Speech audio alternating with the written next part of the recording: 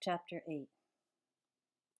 After I was removed from Mrs. Kleinsasser's class and taken to Principal Exma's office, my teachers and the other students treated me differently. A few of my classmates, assuming that I'm some kind of cheater, asked me for answers to tests. An eighth grader with what looked to me like a full on beard demanded my math homework from last Tuesday. I was so startled that I gave him my entire binder, which I later found on top of the trash by the boys' bathroom near the gym. He'd left half a roll of breath mints inside, but I think it was an accident, not a gift. I was surprised that I was looking forward to the long walk from Sequoia Middle School over to the district offices where I had my second meeting with Mr. Del Duke. Knowing that I had somewhere to go gave me a new sense of purpose, even if it meant again lying to my parents. But it was easier to lie the second week than the first time around, which was sad. I decided any behavior, good or bad, could become routine. This was probably why people were able to empty porta potties or regulate the quality of canned cat food in factories with actual taste tests. Now, when the bell rang and the school suddenly exploded, because that's how it felt, I gathered up my things with new gusto. I like the word gusto. It should be used more in daily life. The doors of the school flew open, and the students burst from the building as if there had been some kind of toxic waste spill inside. I was now part of that. I, too, had someplace to go and a limited amount of time to get there. When I got to his office, I could see right away that Del Duke was prepared in a different way. He still looked as if he had slept for the last week in his clothes, but his beard had been trimmed, or at least washed, and his very cluttered office had been straightened up. However, what made me smile as I stood in the doorway was that I saw he now had a small silver frame on the side table behind his desk. And in the picture frame, like some kind of lost relative, was a photo of a lemur. He was nervous. He struggled to make conversation, but then he finally just blurted out, "What would you think about taking a test again, like the one you did at school?" I decided that's why he was anxious, so I put an end to it. "I'll take one right now if you want." This made him very happy.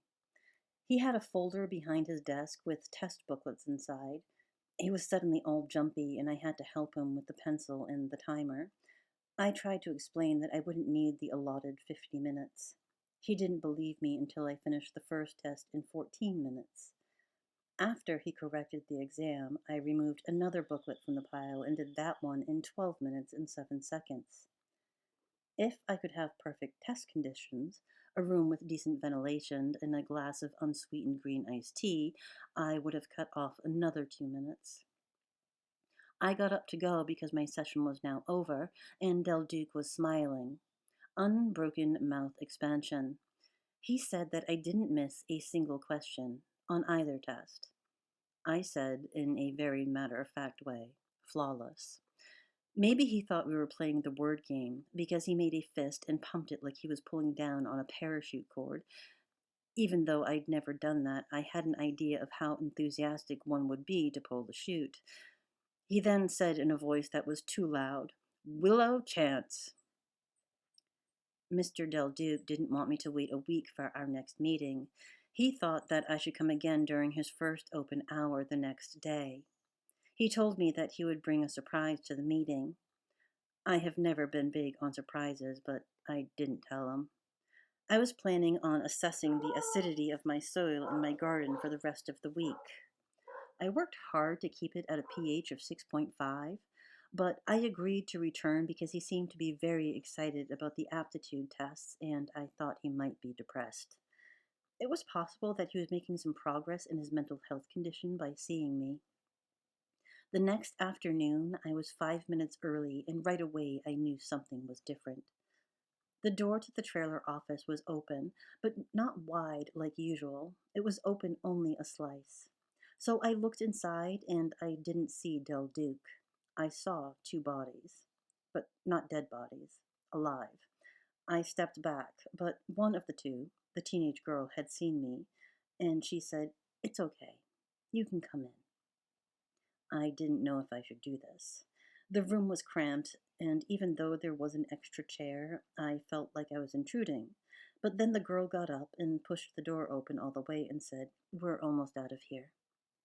I could now see that an older boy was hunched over a coloring book, and he was very intently filling in spaces. I've never understood coloring books. Either draw a picture or don't, but why waste your time coloring in someone else's work? I knew that Del Duke was another saw other students from the school district, but the sight of the two older kids made me uncomfortable. The girl suddenly said, "My brother won't leave until he finishes his assignment. Sorry. His session was over 10 minutes ago." The boy shot the girl a hostile look, but returned to his feverish coloring. The girl then continued, "Mr. Duke went to get a soda. At least that's what he said he was going to do. But he's been gone a long time, so I don't believe him." I nodded, but didn't speak. I admired the suspicion in the girl's statement, and now I hoped Del Duke didn't walk through the door holding a Diet Pepsi. I made a note to myself to talk to him about soft drinks. Those beverages are not healthy.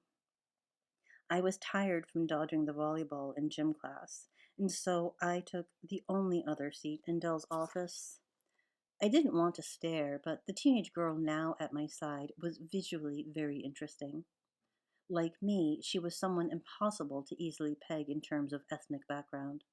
At first glance, she might have been African American. Her skin was dark, her hair was shiny black, and a bed of curls. I kept my head facing forward and completely still, but moved my eyes into their corners to get a better look. With this closer peripheral examination, I suddenly wondered if the girl was a Native American. I took great interest in the cultures of indigenous people. What if this girl was a member of the Kahula tribe? The Kahula lived in Southern California and once thrived in Bakersfield. It was possible, but not probable. Suddenly, I couldn't control myself. I turned to the girl next to me and asked, "Do you speak Takik?"